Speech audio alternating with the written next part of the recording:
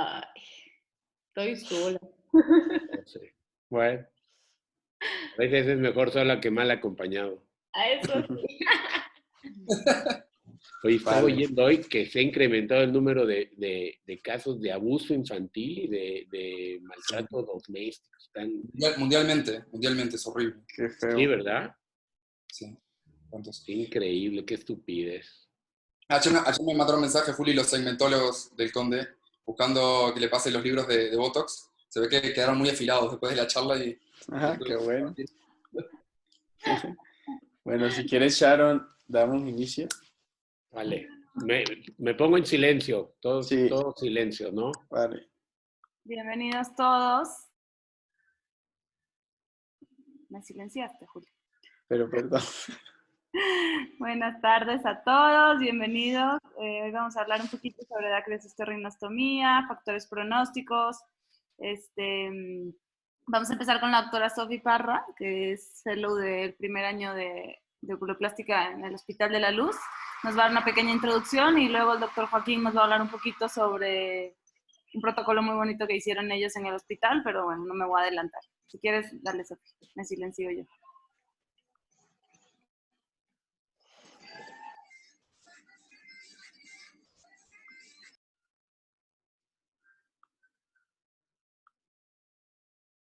De la luz. Entonces, el tema principal a tratar hoy pues, es la conjuntivitis como un factor pronóstico para la cirugía de CR. Entonces, les voy a dar como una pequeña introducción al tema y les voy a mencionar algunos otros factores que influyen en la cirugía como tal. Entonces, iniciamos con algo de repaso anatómico. Entonces, para llevar a cabo una cirugía pues, de vía lagrimal con un resultado satisfactorio, es necesario pues, entender muy bien la anatomía. Entonces tenemos aquí en la izquierda una gráfica que nos muestra todo el proceso de producción de la lágrima, distribución y su drenaje. Aquí el sistema del drenaje lagrimal, como bien saben, inicia con la formación pues, de los puntos lagrimales. Tenemos los canalículos en su porción vertical y su porción horizontal. Y hay uno superior y uno inferior. En la mayoría de las personas pues desembocan hacia un canalículo común, el cual va a conectarnos con el saco lagrimal. El saco lagrimal tiene una longitud aproximada de unos 12, unos 15 milímetros.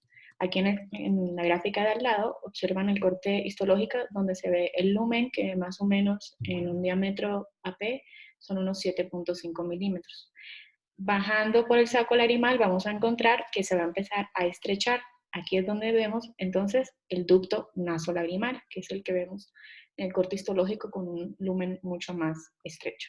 El ducto nasolagrimal, pues la porción ósea tiene más o menos unos 12 milímetros.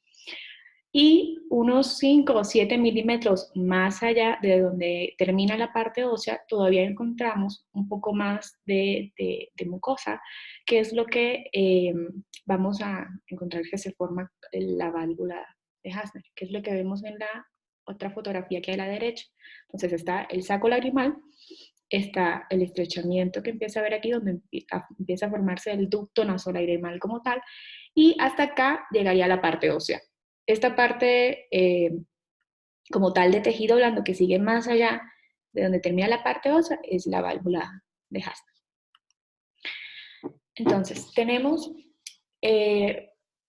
que esta fosa lagrimal es una concavidad que se encuentra en la parte superomedial de la órbita.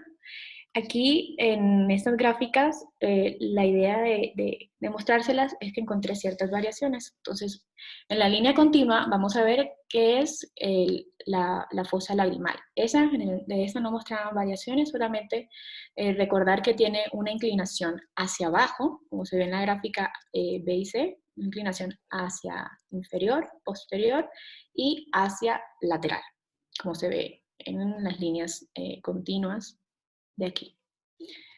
Pero para el canal nasolagrimal sí encontré algunas variaciones. Es la línea discontinua que vemos en las ilustraciones. Entonces, en su eje antero-posterior, la mayoría de pacientes, hasta un 80%, tienen una configuración hacia anterior, es decir, el conducto nasolagrimal está dirigido anterior con respecto al saco lagrimal. En un 20% se está un poco dirigido hacia posterior, o sea, posterior al saco lagrimal. Aunque en otros estudios mencionan que este porcentaje, el 20%, es mucho menor, que a veces es el 2%. Y en cuanto a su eje horizontal, encontramos que en la mayoría de los casos, este conducto nasolagrimal está más dirigido hacia medial y solo en 37% de los casos está dirigido un poco más hacia lateral. Entonces, el conducto nasolagrimal en su entrada tiene una forma como elipsoide. Se han descrito dos tipos de, o como dos formas que puede llegar a tener este conducto nasolagrimal. Una forma en embudo, que es la de la gráfica B, en donde vemos que hay un estrechamiento, donde el punto más estrecho del conducto es justamente en su abertura.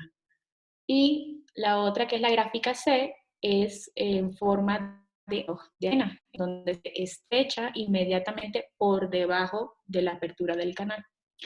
Se ha encontrado que la que tiene forma de embudo, que es la gráfica B, se asocia más frecuentemente a obstrucción adquirida primaria del conducto nasolagrimal. Entonces, en cuanto a síntomas, pues saben que el primordial es la epífora. En la mayoría de los casos los encontramos pues de un solo lado. El paciente suele tener algún antecedente de alguna dacrocistitis, o hay que preguntarle si tuvieron alguna fractura, o si fueron operados, tuvieron alguna cirugía nasal, que también puede condicionar esto, o si han tenido muchos episodios previos de conjuntivitis. En cuanto a causas, por edad, en los niños principalmente de tipo congénita, en donde encontramos membranas a través del ducto que nos pueden llevar pues nuevamente a una obstrucción. En los adultos jóvenes es más frecuente los traumatismos y enfermedades canaliculares de causa viral. En los adultos en edad media los dacriolitos, y en adultos mayores las obstrucciones primarias del conducto nasolagrimal. Claramente hay obstrucciones secundarias, no es la más frecuente, pero también puede ser importante ver si el paciente no ha sido expuesto a una radioterapia, que también puede llevar a una obstrucción, o si tiene alguna enfermedad neoplásica, infecciosa, como la tuberculosis, el tracoma, que pueden también producir una obstrucción secundaria. Pero lo principal son las idiopáticas. Entonces, factores de riesgo para estas obstrucciones primarias adquiridas. En la mayoría de textos vamos a encontrar que es una inflamación crónica que no se conoce la causa. Se sabe que en las fases agudas hay como edema, congestión, inflamación, y ya luego en la fase tardía hay un poco más como de fibrosis y se empieza como a estrechar el lumen, y eso lleva a que se acumulen detritos y todo esto forma un ciclo vicioso. Ese ciclo vicioso, pues a largo plazo, va a llevar a una cicatrización permanente del conducto nasolagrimal. Poco se ha descrito como realmente de esos factores gatillo que llevan a que haya toda esta inflamación crónica. Hay muchos estudios, ahorita le voy a mencionar algunos, que tratan de dilucidar cuáles son esas causas específicas. Entonces se habla que factores de riesgo, historia de conjuntivitis infecciosas, pacientes que suelen ir a piscinas, porque en las piscinas pues, se estudió, está la teoría de que el cloro interactúa con el amonio que puede estar presente en la piscina por la orina, y que esta interacción de amonio con cloro forma ciertas sustancias que son volátiles y que son irritantes para el ojo y para la vía respiratoria. Este otro estudio nos habla pues de la edad, que generalmente son personas en la edad media, generalmente son mujeres, más o menos del 70%. Se habla que las mujeres tienen un conducto nasolagrimal un poco más estrecho, y la parte hormonal también interviene, porque mencionan que hay una mayor resequedad en las mujeres pues, que entran en menopausia temprana o que tienen niveles bajos de estrógenos, e incluso hablan que las mujeres con cambios hormonales también puede tener una desepitelización tanto del saco como del conducto nasolagrimal. La conjuntivitis y rinitis alérgica por todo el proceso inflamatorio que asocian estas dos condiciones.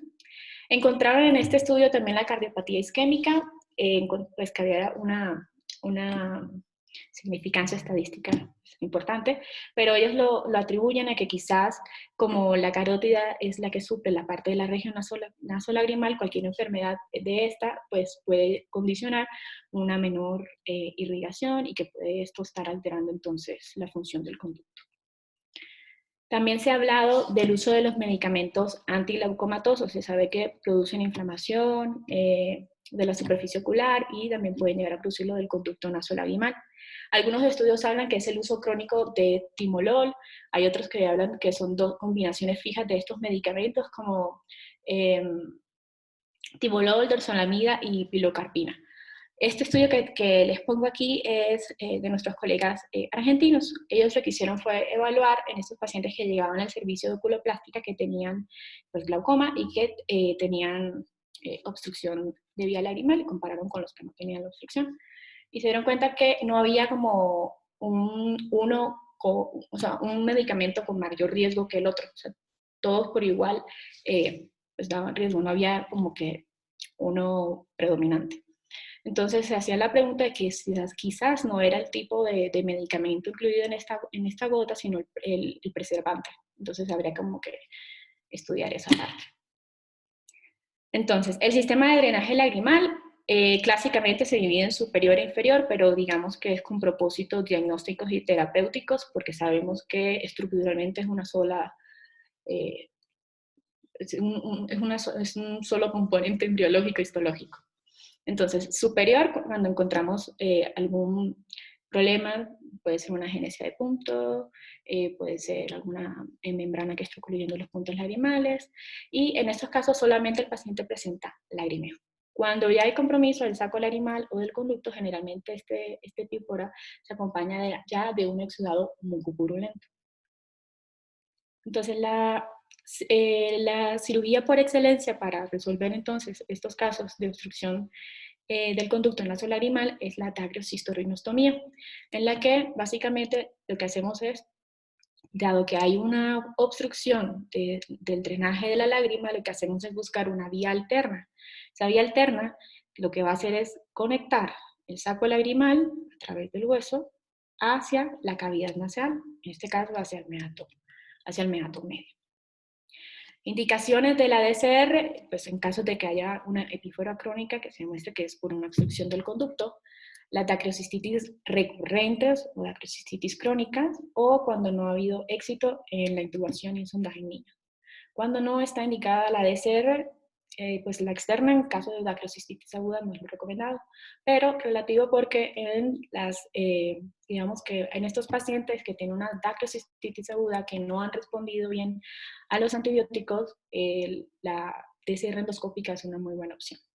Y otra contraindicación es pues, son los tumores malignos del saco lagrimal. Tenemos entonces las dos técnicas que ya conocemos, la DCR externa y la DCR endonasal. La primera descrita realmente fue la endonasal, que fue en 1893. Luego, en 1904, Totti describe el abordaje externo. 20 años después se adicionan los flaps de mucosa. Realmente la tasa de éxito es comparable. Miren que el de la DCR externa alcanza el 95%, la endonasal el 96%. De la endonasal, perdón, la endonasal inicialmente claramente no fue con un endoscopio en ese tiempo. La técnica como hoy se conoce con endoscopio realmente fue desde el 89 cuando McDonald la introdujo. Entonces, las ventajas que encontramos de la DCR endoscópica frente a la DCR externa son las siguientes.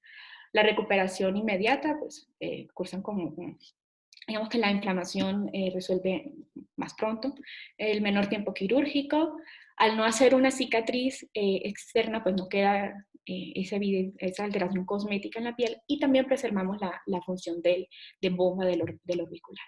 Se pueden hacer cirugías bilaterales con la endoscópica, resolver dacrocistitis agudas que no hayan respondido bien al manejo con antibióticos y el tratamiento también de patologías nasales en una misma cirugía. Las desventajas, en algunos casos esa abertura o esa osteotomía, en el caso del abordaje endonasal puede ser un poco más pequeña. El equipo evidentemente es de muy alto costo y la curva de aprendizaje puede ser más lenta. Los que estén de pronto acostumbrados a hacer una DCR externa, pasarse a hacer DCR endoscópicas puede tomar un poco más de tiempo. Entonces, review que les traje, es de Cochrane del 2017. Entonces, aquí lo que hicieron fue buscar ensayos clínicos aleatorizados en donde se compararan ambas técnicas, la externa con la endonasal. encontraron solamente 2 relevantes, uno uno en Finlandia, que comparaba la DCR externa con la DCR endonasal asistida por láser. Y ahí se dieron cuenta que definitivamente, pues, aunque eran, pues, no más son 2 estudios, se dieron cuenta que de todos modos la tasa de éxito con la cirugía endonasal asistida por láser es mucho más baja, era solamente de un 63% versus un 91% de la DCR externa. Y el otro estudio fue de India, que sí comparó DCR endonasal mecánica con la DCR externa y encontraron tasas pues muy similares. Aún así, ellos mencionan que solamente son 2 estudios y el poder estadístico realmente no es el deseable. Pero para las implicaciones de la práctica es que la endonasal mecánica con la DCR externa pues tienen tasas de éxito similares. Ahora les voy a hablar algo entonces de factores pronósticos, de estos factores de la cirugía que influyen en el resultado del paciente. El primero es la mitomicina C. La mitomicina C se considera un agente citotóxico que inhibe la proliferación de los fibroblastos. Y por lo tanto, la idea es de aplicarlo en la cirugía es inhibir la formación de tejido de granulación y evitar que haya un cierre de la osteotomía. Entonces, para este metaanálisis se tomaron 15 estudios. En esos 15 estudios, lo que hicieron fue, pues, aplicar mitomicina. Eran pacientes que eran llevados a DCR externa primaria de revisión y DCR endoscópica primaria y de revisión. Entonces, el promedio del tiempo de exposición de la mitomicina fue de 18 minutos y la dosis en promedio fue de 0.3 miligramos por mililitro. Lo que ellos encontraron fue que sí había un efecto benéfico en cuanto a éxito quirúrgico en la DCR externa primaria y en la DCR endoscópica nasal de revisión, pero no encontraron un efecto benéfico en la DCR endoscópica primaria. Ellos postulan que en la DCR externa les va mejor porque tienen un mejor control de la hemostasia a nivel de la osteotomía y que esto evita que la sangre diluya la mitomicina y que por eso le iba mejor entonces a los pacientes con DCR externa primaria que con la DCR endoscópica primaria. El uso o no de tubos de silicona encontré que es bastante controversial realmente. Al comienzo de los 70 los oftalmólogos empezaron como a inclinar la balanza hacia sí poner un tubo, así tubar la vía lagrimal, porque encontraban que el óseo se mantenía como abierto en mayor proporción en estos pacientes que en los que no se ponía. Entonces, en el 2011 se hizo un primer metaanálisis, no es este es otro posterior. En el 2011 hicieron un primer metaanálisis en el que incluyeron 4 estudios, ensayos clínicos aleatorizados, y encontraron que no había un beneficio en ponerlo. Luego, en el 2017, que es este que les traigo acá, tomaron 12 estudios, esto fue con muchos más ensayos clínicos, y incluyeron 5 de DCR externa, 6 de DCR endoscópica mecánica y una asistida por láser. Entonces, la conclusión fue que en esos pacientes con DCR principalmente externa, sí era beneficioso poner un tubo de silicona porque nos daba un mayor éxito quirúrgico. No hacen como hincapié en que realmente es muy beneficioso para la endoscópica porque dicen que no tienen como suficientes datos o no tienen un poder estadístico alto. Entonces, solamente que lo mencionan principalmente para la DCR externa. Y que los tubos de silicona no representaban o no tienen un incremento en el riesgo en el tejido de granulación, infección o adhesión. Ese es otro. Este otro factor de la cirugía es en cuanto a los flaps. Hay un grupo de colegas asiáticos que hicieron estos 2 estudios que les voy a mostrar. El primero, de 2015, ellos postulan que la clave del éxito de la DCR realmente es la anastomosis de las mucosas a nivel de la osteotomía.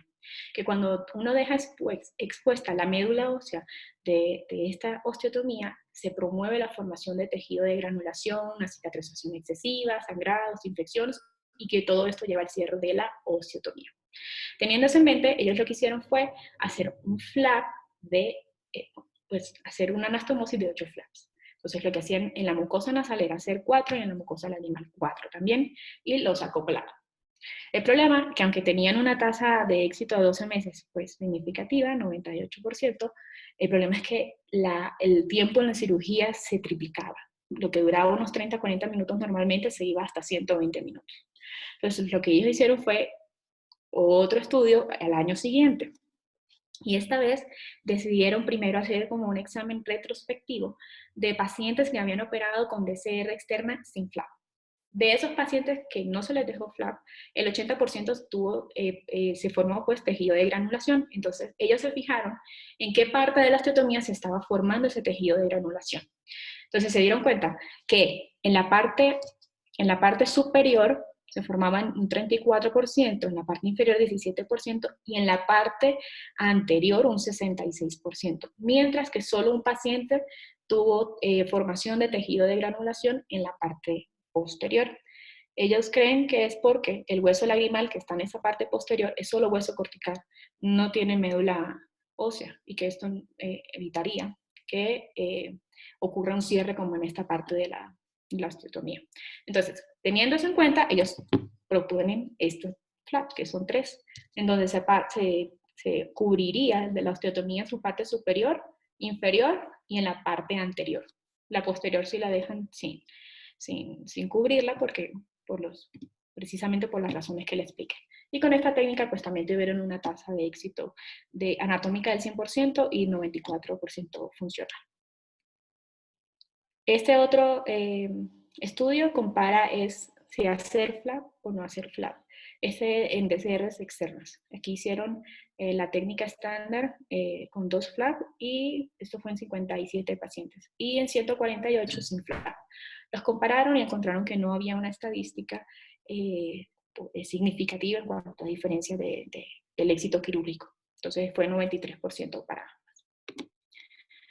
Este otro habla ya de la DCR endoscópica, de si hay diferencia entre hacerla con una Kerrison o hacerla con una fresa. Encontraron que el éxito quirúrgico para ambas es igual, que la tasa de complicaciones igual, pero que lo único que sí aportaban era que con la Kerrison el tiempo medio de la cirugía era más corto, eran 75 minutos, mientras que con la fresa eran de 125 minutos.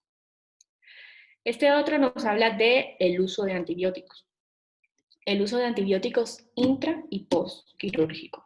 En este estudio lo que hicieron fue separar a los pacientes, o sea, todos los pacientes habían sido llevados a una DCR externa, a ninguno se le puso antibióticos intra ni post-quirúrgicos, y los separaron según habían tenido antecedente de dactiocistitis o no habían tenido el antecedente. Entonces, hicieron pues todo el estudio y se dieron cuenta que ninguno de los pacientes desarrolló infección postquirúrgica ni tampoco tuvo recurrencia de la dactiocistitis, y que el tiempo que había pasado entre el evento de la dactiocistitis y la cirugía era en promedio de 2 meses. O sea que ellos abogan que no es necesario utilizar antibióticos sistémicos, incluso si el paciente tiene antecedentes de dactiocistitis. Lo único que sí utilizaban eran colirios tópicos con antibióticos y con esteroides. Eso fue en cuanto a factores como asociados a la cirugía. Estoy buscando algo como de factores pronósticos asociados a las características del paciente en sí, en cuanto a resultados de la DCR, y encontré 2 artículos interesantes. Está de inflamación crónica, en donde hablan que la inflamación crónica del saco lagrimal es un factor pronóstico para el resultado de la DCR endoscópica. En esta se tomaron 25 casos y se tomaron muestras del saco lagrimal. Entonces, valoraron los resultados según subjetivo y objetivo. Subjetivamente, si el paciente se sentía satisfecho en el sentido de que no tenía síntomas o habían estos mejorados en un 80%. Y objetivamente, éxito sobre que la osteotomía estuviese abierta o que la irrigación hubiese sido normal. Entonces, el éxito subjetivo y objetivo para estas DCRs endoscópicas en este estudio fue solamente el 60%. Y en la parte de la histopatología, lo que hicieron fue crear como un índice de inflamación crónica que tenían en cuenta estas 3 variables. Intensidad del infiltrado inflamatorio, que era como el número de células de linfocitos, histocitos y células plasmáticas que había por campo de alta magnificación. Entonces contaban las células, si tenía más de 200 células era severo, menos de 50 células, leve. La densidad de la fibrosis también, más del 50% era severa, menos del 25% leve. Y el grado de proliferación capilar, el número de vasos por campo de alta magnificación. Entonces, menos de 5 vasos era leve, más de 10 vasos era crónico. Entonces, Le daban un puntaje a todo y al final podían decir que era una inflamación crónica, leve, moderada y severa. Ahí en las gráficas, la del centro es la moderada, que fue la mayoría de los casos, el 52%. Esta gráfica muestra o plasma a la izquierda los pacientes con un resultado satisfactorio y a la derecha los que tienen un resultado no satisfactorio. Entonces, los que tuvieron resultado satisfactorio, miren que en la última gráfica, que es la que representa el índice que ellos calcularon, la mayoría tenían una inflamación crónica moderada, mientras que aquellos que se sentían no satisfechos con la cirugía, la inflamación crónica era severa. Entonces, para ellos esto fue realmente estadísticamente significativo porque la tasa de éxito fue del 94% en aquellos que tenían una inflamación leve a moderada del saco lagrimal y baja a 75% en los que tienen inflamación crónica. Esta otra es prácticamente lo mismo, solamente que en cuanto al resultado exitoso, en cuanto a anatómico y funcional, que también fue igual. Y este último que les muestro es otro estudio que hicieron en el 2017, en donde también estaban buscando variables del paciente como tal, que les pudiese indicar cómo iba a resultar la DCR. Este sí fue en DCR externa. Y lo único que encontraron que fue estadísticamente significativo fue el tamaño del saco lagrimal, que lo tenían clasificado como en pequeño, mediano y grande. Que aquellos que tenían un saco pequeño estaban en mayor riesgo de falla funcional en estas DCRs externas. Entonces, todo esto es como información que nosotros podemos adquirir pues, después de la cirugía porque son características pues, patológicas o histopatológicas. Entonces, ahora de lo que nos habla el doctor es como tratar de buscar características clínicas en el paciente que nos pueda avisar desde antes cómo va a ser el resultado de la DCR.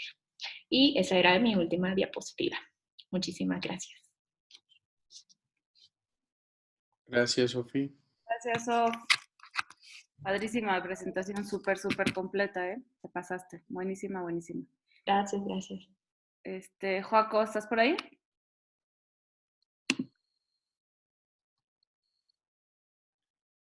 Padrísima.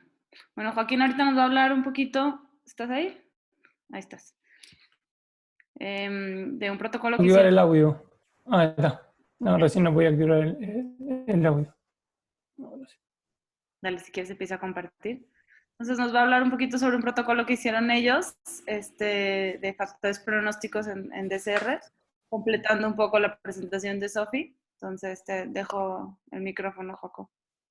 Dale, buenísimo. Gracias, Sharon, por la invitación. Bueno, primero quería agradecer a Juli, a Beto, a Sharon, a Josie, que están trabajando un montón en todo esto, y verdaderamente que haya tanta difusión, tanta gente conectada en esto es un mérito completamente de ustedes porque están trabajando muy fuerte y lo están haciendo muy bien.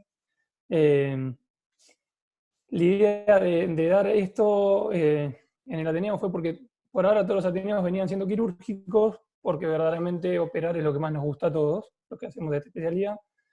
Pero bueno, yo también quería, digamos, que la gente más joven, residente, fellow, se lleven el concepto de que también investigar dentro de la medicina y dentro de nuestra especialidad es algo importante, ya que por medio de la investigación es una de las formas en la cual nosotros progresamos y mejoramos nuestra práctica médica. Así que bueno, ahora vamos a comenzar. Predictibilidad quirúrgica. Generalmente es bastante frecuente ver, por ejemplo, a cirujanos del segmento anterior que operan catarata, volvemos como ayer a hablar de los cataratólogos, de que en la evaluación preoperatoria de sus pacientes miran en la lámpara hendidura si hay algunos signos, como por ejemplo la pseudofoliación y la córnea gutata, que puedan alterar el resultado de su cirugía. Entonces, lo que hacen es encontrar estos signos y después de verlos se dedican a tener un tiempito para charlar con el paciente y decirles, bueno, usted tiene pseudofoliación, corre el riesgo de que en su cirugía no se pueda colocar el lente en el lugar habitual o se tenga que colocar el lente en una segunda intervención, o usted tiene córnea gutata y su córnea se puede descompensar y puede requerir una cirugía posterior. ¿Sí?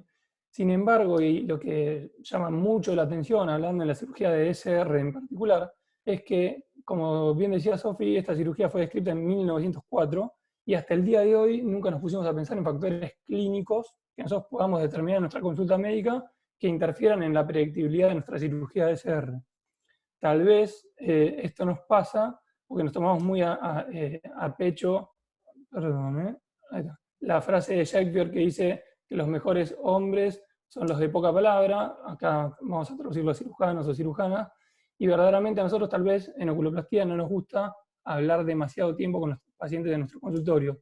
Entonces viene el paciente con una obstrucción de la vía lagrimal, lo único que le decimos es: si usted tiene una obstrucción en la vía lagrimal, hay que operarlo y desobstruirlo. Y la tasa de éxito de la cirugía es del 90%, que realmente la tasa de éxito es del 90%, porque así la escriben aproximadamente la mayoría de los artículos, pero la pregunta es: ¿en todos los pacientes la tasa de éxito es del 90% o en algunos es inferior?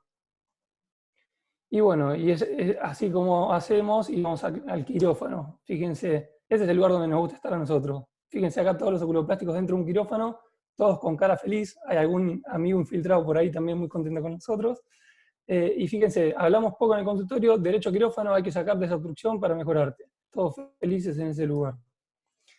Por eso me parece muy importante que nosotros podamos tener una charla preoperatoria con los pacientes para tener mayor empatía con ellos. ¿Sí? Y si hay algo que me ha demostrado, digamos, mis años, digamos, de experiencia dentro de la medicina, que por ahora son pocos, es que cuando uno genera mejor empatía y cuando uno siempre dice la verdad en las consultas preoperatorias y le dice al paciente pronósticos médicos reales y no pronósticos mágicos, los pacientes depositan mayor confianza en nosotros, o a veces su sombrero playero también en nuestras cabezas.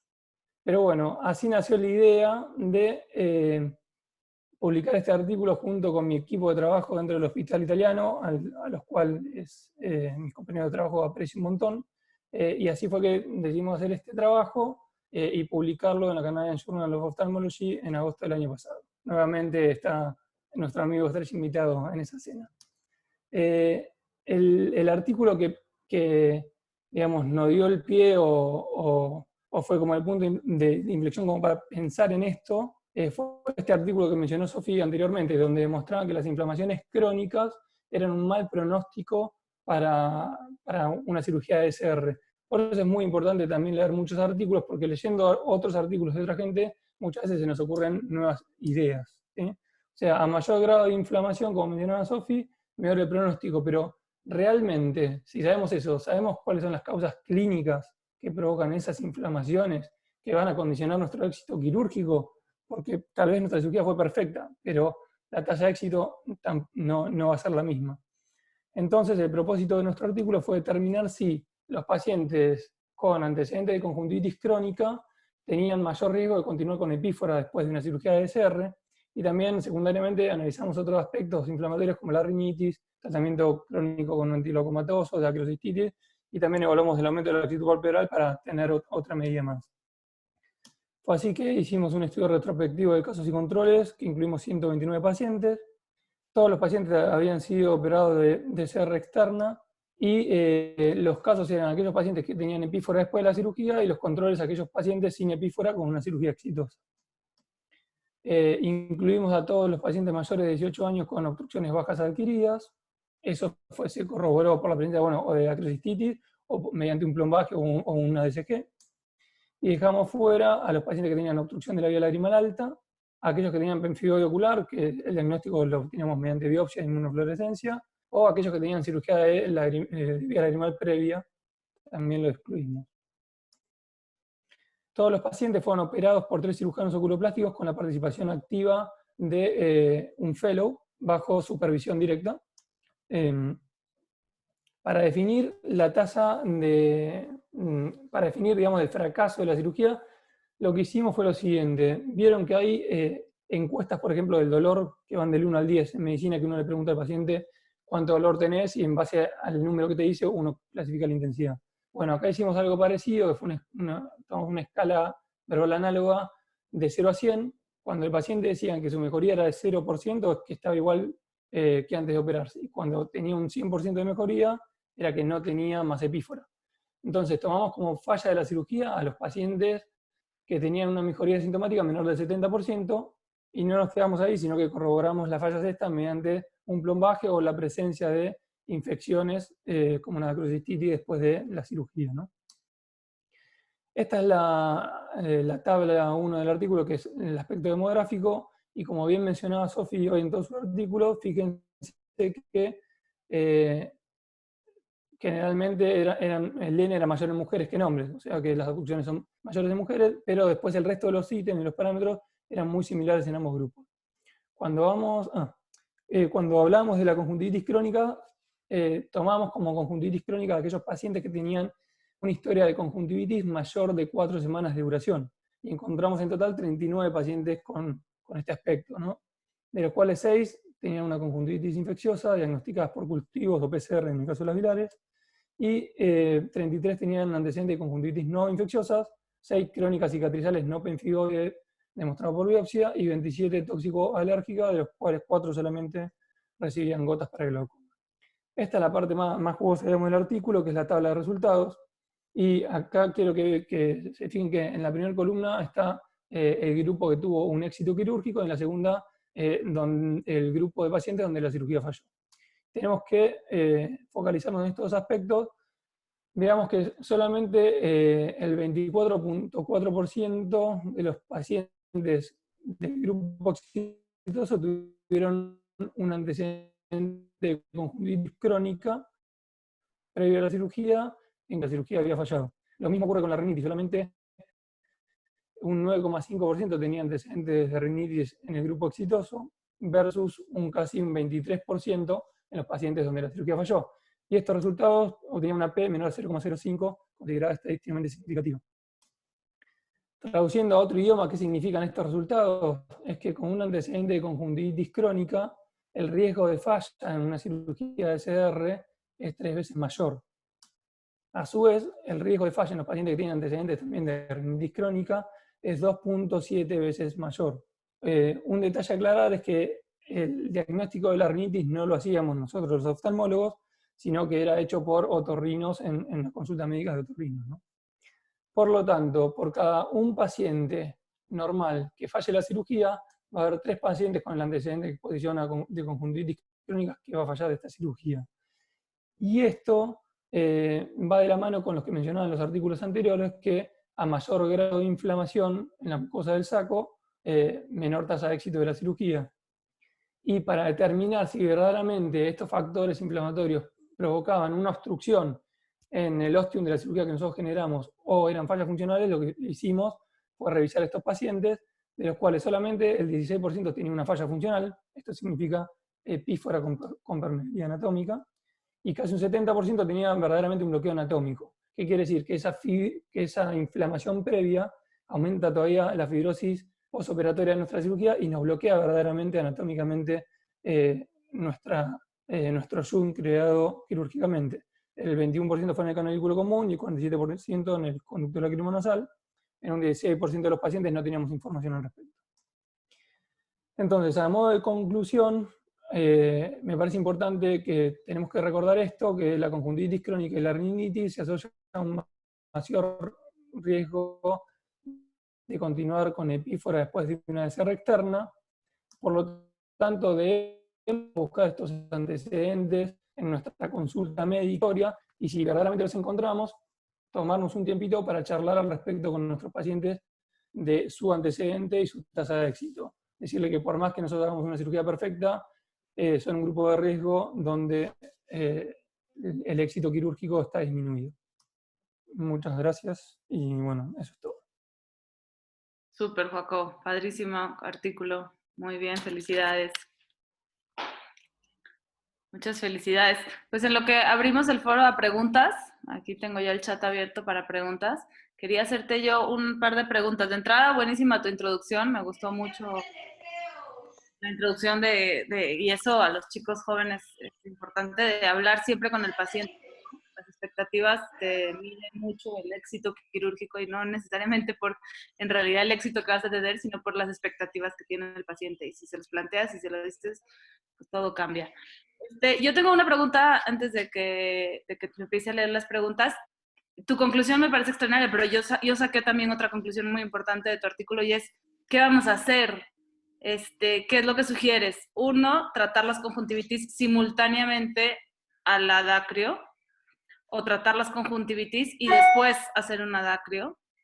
O, que es el punto que yo me estoy planteando, es que muchos de estos pacientes, específicamente el 16% que dijiste que tenían una obstrucción funcional, quizás no requieran cirugía después del tratamiento. Entonces, cuéntame después de que hiciste el artículo, cómo los has manejado, qué es lo que estás viendo, y ahorita ya Sí, empezamos a ver. la respuesta certera me encantaría tenerla, pero lamentablemente no la tengo. Pero sí te puedo dar por ahí mi experiencia personal, que tal vez sirve en algo. Nosotros generalmente lo que hacemos es a todos los pacientes tratar la conjuntivitis previa para que lleguen con la menor inflamación posible a nuestra cirugía de SR. Eso por un lado. Otra de las cosas que uno debería tener en cuenta para mí en estos casos es buscar si dentro de la cirugía uno puede, en estos casos que ya tienen el antecedente, por más que no tengan tanta inflamación actual, buscar si uno puede hacer algo para disminuir esa fibrosis en el postoperatorio, ¿sí? Yo, y esto es algo meramente personal, me tomé la costumbre que a todas mis cirugías de SR, cuando las termino, le dejo colocado una esponjita que tiene Espongostan, que es un antifibrótico, es para evitar sangrados, digamos, mojada con triamcinolona. O sea, yo coloco triamcinolona en el ostium quirúrgico en todos los pacientes en esta esponjita que es un material reabsorbible. Entonces eso me va yo pienso, esto no está demostrado, pero como para tratar de disminuir la fibrosis justito en el ostium que yo quiero que se mantenga permeable. Otra opción que uno podría pensar es, bueno, tal vez en todos estos pacientes con estos antecedentes, utilizar mitomicina C durante la cirugía.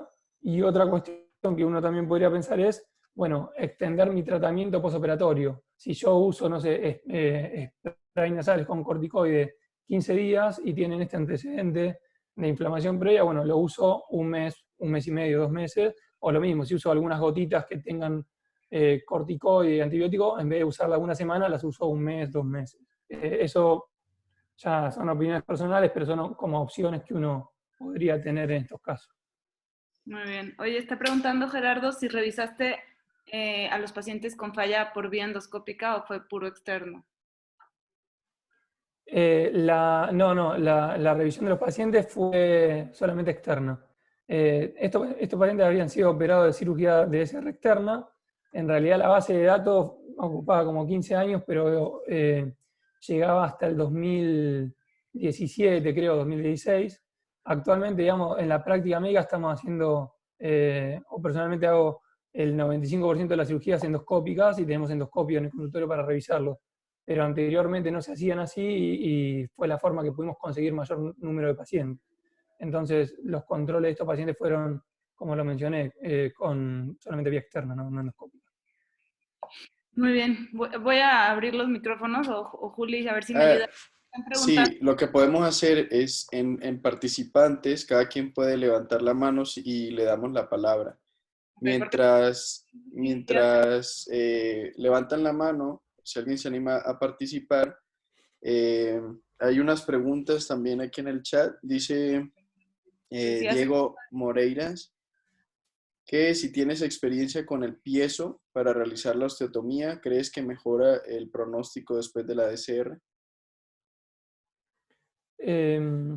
Utilizamos el piezoeléctrico en algunas cirugías, en muy pocas la verdad. Para por ahí los que no conocen qué es, el piezoeléctrico es un sistema de ultrasonido que lo que hace es va tallando el hueso y el beneficio que tiene es que no daña las partes blandas. Entonces vos podés ir tallando el hueso en teoría sin lastimar la mucosa. Pero verdaderamente, creo que fueron 2 veces nada más que lo utilizamos en el servicio, nos demoraba mucho la cirugía y nos hacía la cirugía mucho más lenta. Lo mismo con el sistema de fresas. El sistema de fresas está buenísimo, hace que tu ostium quede más perfecto y demás, le da la forma que vos querés, pero demora bastante tu cirugía. Entonces nosotros lo que hacemos es hacer la DCR endoscópica con Kerrison, con pinza de Kerrison. Así tenemos la tasa de quito muy buena y la cirugía es bastante más rápida. Perfecto. Están preguntando aquí cómo estás usando la mitomicina intraoperatoria, cuánto tiempo y la concentración.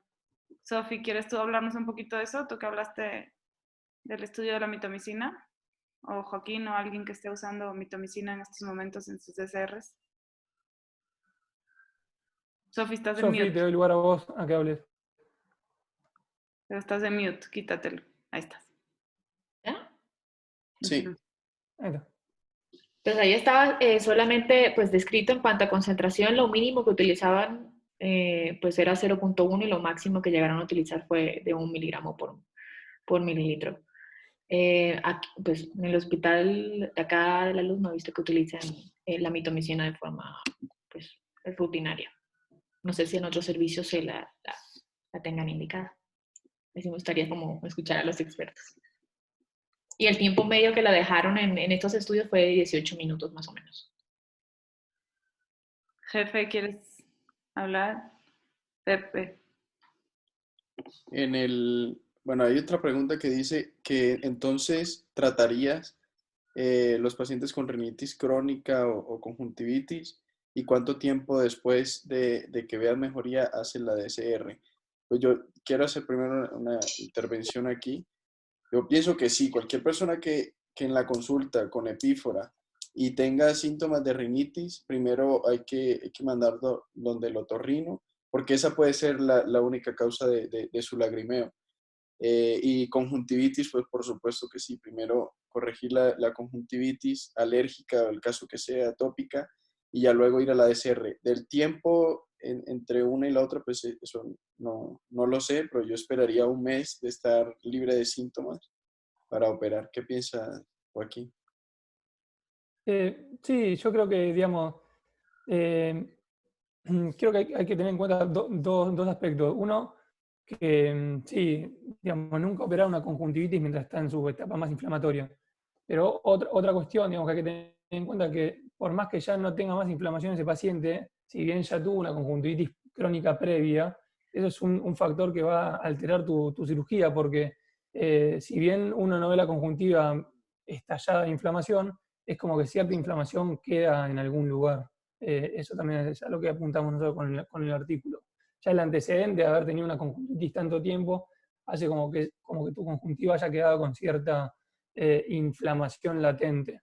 Y en cuanto a cómo tratar, y eso va a depender, digamos, de tu criterio clínico y cómo vos veas esa conjuntiva. Me parece que eso es más el ojo médico. Nosotros generalmente trabajamos con el servicio de infectología ocular, que son los que tratan esta conjuntivitis y verdaderamente confiamos mucho en ellos y ellos nos dicen, mira, este paciente ya está de alta, ya puedes operarlo. Pero lo tratan infectólogo y nosotros vamos directo a la cirugía. Perfecto. Le Gracias, está Joaquín. preguntando Kiara, Juli, déjame interrumpirle tantito. Kiara Pachi está preguntando con qué tratamos las conjuntivitis, antibiótico, esteroides, ciclosporina, como hablamos ayer en la charla de obstrucción del punto lagrimal. No sé si esa pregunta va dirigida hacia mí, pero la que habló ayer de la obstrucción del punto lagrimal fui yo y nosotros pues yo en mi consultorio, en mi práctica, yo lo estoy tratando con ciclosporina, específicamente a las estenosis de punto lagrimal, que no corresponde tanto a esta charla. Pero los resultados son muy buenos, son extraordinarios y yo lo uso por 6 meses y la verdad es que les ahorras a los pacientes la cirugía, que eso es justo lo que estaba hablando con Joaquín, ¿no? Muchas veces manejamos la cicatrización, la conjuntivitis, la inflamación y el paciente mejora la sintomatología y en realidad, ¿qué es lo que dice Abdala ahorita? Creo que hay pacientes que en realidad no necesitaban cirugía necesariamente y estamos operando a veces de más. Entonces, por eso el protocolo de Joaquín me gustó mucho porque apoya mucho ese tema, ¿no? Sí, Joaquín, nos piden en el chat, si puedes entrar al chat, ahí dice archivos o file, si nos puedes compartir tu artículo del de conjuntivitis. Dale, sí, obvio, con gusto. Y de ahí ya lo podemos bajar todos. Oscar Pérez pregunta que si realiza mucha cirugía de DCR solo por epífora sin episodios de acrocistitis crónica. Entonces, en mi experiencia, pues hablo yo y ya luego alguien del panel. Mi experiencia es lo que hacemos en el Conde de Valenciana. La indicación de DCR es para obstrucción de la vía lagrimal baja, independientemente si haya tenido o no episodios de acrocistitis crónica. El haber tenido un episodio de acrocistitis crónica ya es como un indicativo de que hay una obstrucción de la vía lagrimal baja, pero no necesariamente todas las obstrucciones de la vía lagrimal baja van a tener dacrocititis crónica, y a esas también les hacemos DCR. Lo que va a diferenciar que sea baja o alta va a ser la acumulación de moco en el saco lagrimal. Entonces, si tenemos un ROPLAS, que es el reflujo de moco en la presión del saco lagrimal, un reflujo hacia los canalículos, si tenemos ese reflujo mucoide, ya nos habla de una obstrucción de la vía lagrimal baja. Igual en la irrigación de la vía lagrimal, si irrigamos y se devuelve ese moco, nos habla de que hay una obstrucción de la vía lagrimal baja, porque solo el saco y el conducto nasolagrimal producen moco, los canalículos no producen moco. Entonces esa es la indicación de DCR. Oye, Juli, están preguntando aquí, ¿quién de los presentes manda a sus pacientes al otorrino antes de hacer una cirugía de vía lagrimal? Es una pregunta interesante que me gustaría saber los médicos de aquí, quién está mandándolos, porque pues, después de lo que dice Joaquín, es una tasa importante de falla. Ay, Pepe, levantó. Te oímos. Sí, dale, ya estás. Están laburando, Pepe. No. Bueno, yo a la última pregunta, yo les miro la nariz, si encuentro algo sospechoso raro, lo mando al otorrino. Si no, la verdad es que no. Pero yo quería hacer una aclaración. Nosotros vemos la conjuntivitis, pero eso es lo que vemos. En realidad eso es una manifestación de lo que hay desde el tope de la obstrucción hacia arriba. Por lo tanto, no es raro, digamos, ni extrañar que, claro, que las cirugías tengan un porcentaje de éxito menor. Por lo que vemos, la conjuntiva está en todo ese trayecto hasta el tope que habitualmente son en el conducto lacrimonasal. Así que es lo que vemos, pero eso está más allá seguramente. Jefe, ¿te quitaste el mute a propósito? ¿Cómo? No. Alexis jefe, José Luis Tobilla, ¿quiere decir algo? No, Alexis Díaz. Ok. ¿Te puedes desilenciar? Alexis Díaz. Sí, adelante, Alexis Díaz. Buenas tardes, saludos a todos los panel integrantes, los felicito. Les hablo desde Venezuela. Quisiera preguntar si es posible tratar previamente, antes de la cirugía, consultar o interconsultar con el alergólogo para que manejen las atopias que eventualmente estos pacientes sufren, para que así podamos tener un postoperatorio un poquito más feliz y menos tormentoso. Gracias. Paco. Sí, yo creo que digamos, esa es una buena idea. Nosotros, digamos, a partir también de este artículo, lo que hacemos es fijarnos en la historia clínica si tiene antecedentes de conjuntivitis, ver si fue una conjuntivitis crónica o no, y ver si tiene antecedentes de rinitis, o de hecho le preguntamos al paciente, ¿usted tiene antecedentes de rinitis, de estornudos, si le cae agua por la nariz y demás? Si vemos que esos datos son positivos en la consulta médica, digamos, en el interrogatorio, ahí en esos casos lo mandamos con algún otorrino, en principio, que sea especialista, digamos, en fosa nasal. Y una vez que lo ve el otorrino, nos guiamos bastante por lo que, digamos, para hacer nuestros ojos. Lo que él nos dice es lo que tomamos. Mira, la verdad que tiene una rinitis crónica importante, lo voy a tratar tanto tiempo, una vez que esté bien desinflamado, operalo, y generalmente si tiene inflamación importante, él nos dirá, mira, para este paciente te recomiendo que uses tal spray nasal tanto tiempo después de la cirugía por las dudas, o no, ¿viste? Pero sí, siempre es bienvenido.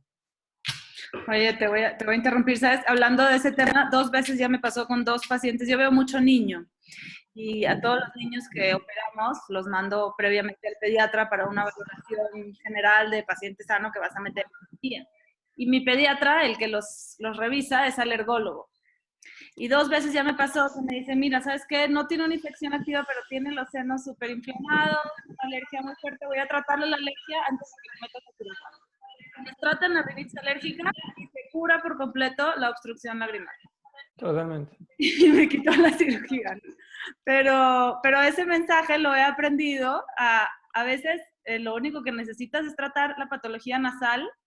Y sí, efectivamente, a veces operamos pacientes de más y son esos niños los que haces una dacrointubación y fallan y una segunda dacrointubación y vuelven a fallar.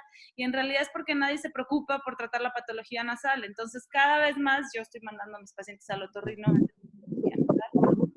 Y sí, creo que es súper importante, específicamente los casos de atrofia, tratarlos muy bien porque el edema de los cornetes puede ser que cualquier cosa falle.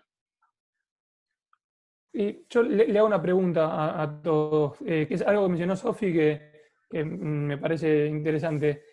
¿Usan antibióticos para las cirugías de SR en dacrocistitis antes o después de la cirugía? ¿Alguien utiliza? Bueno, si hay episodio de dacrocistitis aguda, ahí no operamos, ahí le damos el tratamiento con los antibióticos y ya pasado un mes de que esté asintomática hacemos la cirugía. Pero como pre o post operatorio no. Sofi lo explicó bueno, muy bien. no oral, no. Sofi lo explicó muy bien. Uno de los beneficios de la dacroendoscópica es que puedes tratar al paciente en una dacrocistitis aguda. Entonces ahí sería el único caso en el que mandaríamos antibiótico oral, pues por el procedimiento Que quirúrgico. estuviera agudo. Exacto, por el caso agudo. Pero en general nosotros tampoco mandamos más que ungüento tópico a la herida, pero también está demostrado que no hace ninguna diferencia. Más por paz mental que por otra cosa. Oye, les pregunto a todos, y si cuando abren el saco les sale secreción purulenta, ¿no le dejan antibióticos después? Tampoco. Yo sí. Tampoco. Yo sí. No, nosotros tampoco usamos, pero por eso era una pregunta interesante. Y Sofi mostró un artículo muy piola que habla de los antibióticos en la cirugía, que no cambia el pronóstico ni aumenta el riesgo de infección, el no darlos por más que tengan dacrocistitis. Y eso me parece muy interesante también.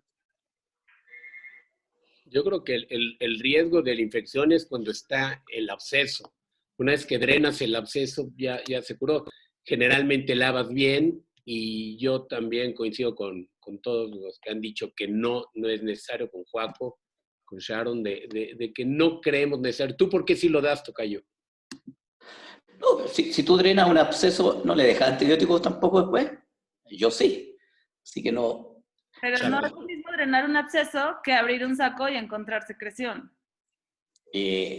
No, pero tiene cierta similitud porque en el fondo el saco, si tiene secreciones, las salidas son muy pocas, claro, la voy a hacer la dacro, lo voy a dejar más comunicado, pero igual que el absceso.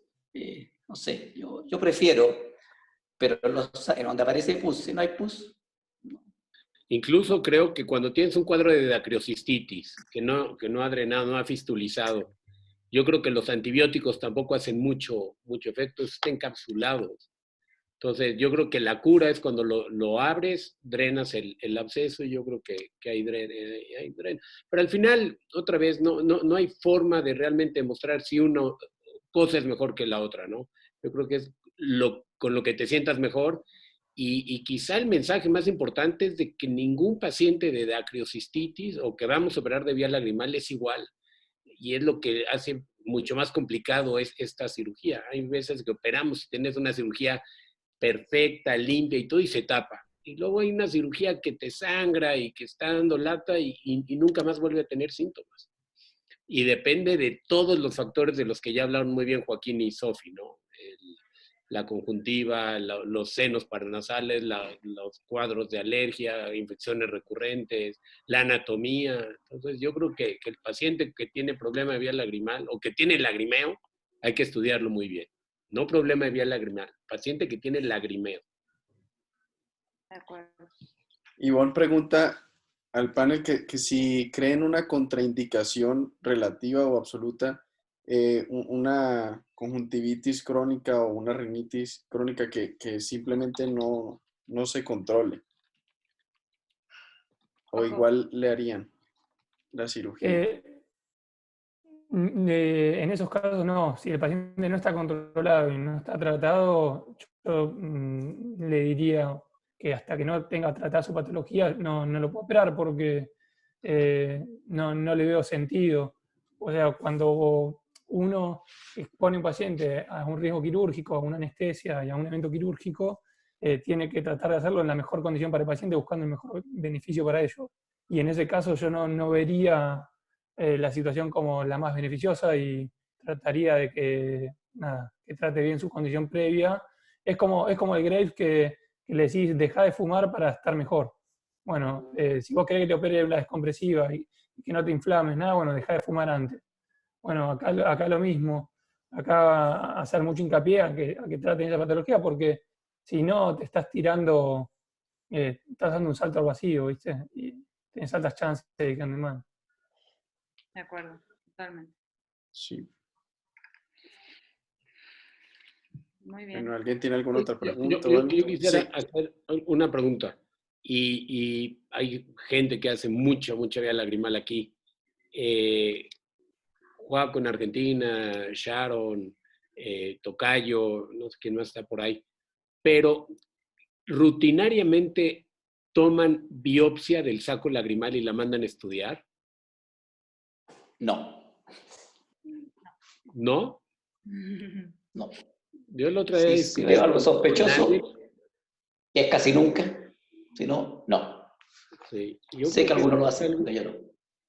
Sí. En Estados Unidos, sobre todo, hay mucha gente que lo hace de rutina y la verdad es que a veces se llevan sorpresas. Entonces, yo no sé si esto debería ser parte del gold estándar de tratamiento en nosotros. Por supuesto, los recursos son diferentes, pero yo no sé si debería ser parte del gold estándar, David, así como lo hemos discutido en reuniones previas, de que cualquier lesión de la piel la mandemos a estudiar. Tenemos el saco, estamos quitando un pedazo. Yo no sé si debería ser parte de un tratamiento adecuado el mandar a patología, ¿no? ¿Qué piensas, Joaco? Yo pienso que, digamos, el escenario ideal sería ese, que si tenés los recursos y eso no genera más gastos y la prepaga de tu paciente o las posibilidades están para hacerlo, creo que estaría bien. Y me parece una buena idea y una buena práctica. Todas cirugías que se hacen en cualquier lado del cuerpo, cada vez que se extrae algo del cuerpo, siempre se manda a analizar, por más que uno no sospeche nada. Bueno, nosotros a veces con los Chalazion nos hacemos los distraídos en esa situación, con el saco lagrimal también, pero sí, consigo, José Luis, creo que sería una buena práctica eso. Sí, yo alguna vez cuando rotamos en el siglo XXI tuvimos un paciente de 38 años que nunca me volví a ver.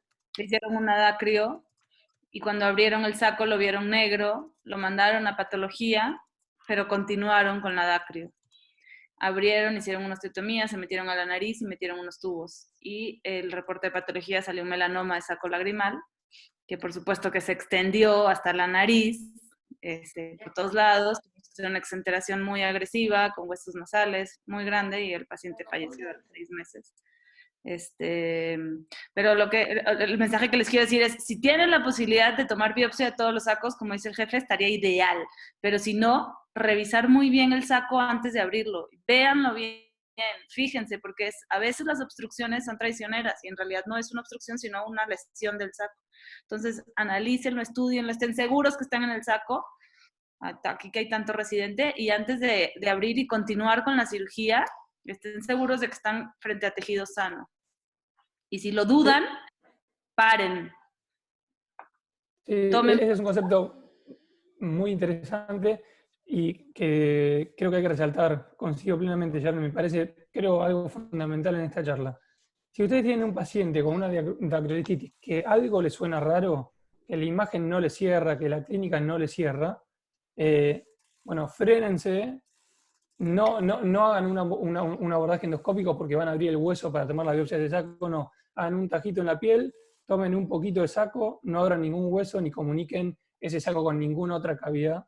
Quédense vean esa anatomía y después a partir de ahí actúan tranquilos. Pero los pacientes que clínicamente no les cierran, está contraindicado hacer una biopsia de saco a través de la nariz, por ejemplo, porque estamos abriendo un hueso y estamos comunicando con otra área anatómica. Ahí es un tajito en la piel, agarrar un poquito de saco, analizar y después se verá. Pero me parece fundamental, Sharon, eso. Sí, yo tuve un paciente que abrimos, el saco estaba pigmentado Tomamos una muestra y cerré y no continué con el procedimiento. Y luego tuvimos que explicarle a la paciente, pero es mejor hacerlo en 2 tiempos, estando seguros de que estás bajo tejido. Digo, eventualmente fue tejido sano y no pasa nada, y volvimos a entrar en un segundo tiempo quirúrgico a continuar la DACRI, pero estar seguros de lo que estás haciendo.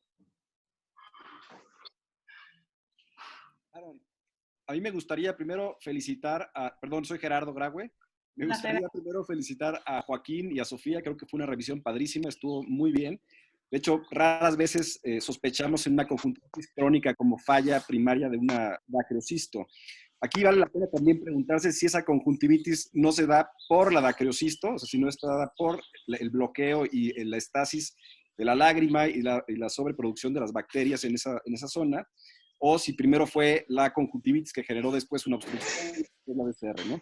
Nosotros en el hospital, y creo que tú también estuviste con nosotros en esos casos, estuvimos explorando algunos de los pacientes que nos habían fallado por vía endoscópica, y la mayor parte de esos pacientes tenían osteotomías altas, ¿te acuerdas?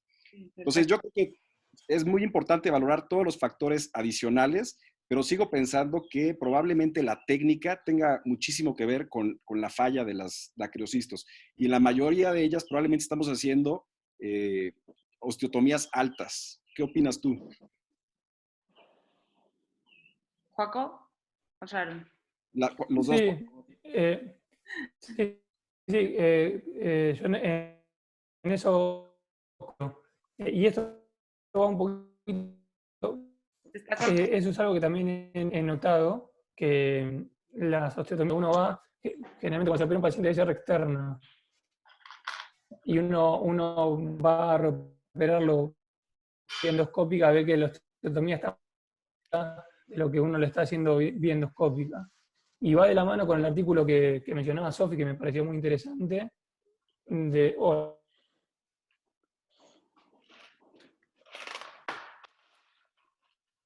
Char, si quieres contesta tú porque se le desconectó. Bueno, ahí estás, Joaquín, otra vez. Ah, ya volvió, pero volvió en mute. Ahí va. Ahí va, se me había cortado, perdón.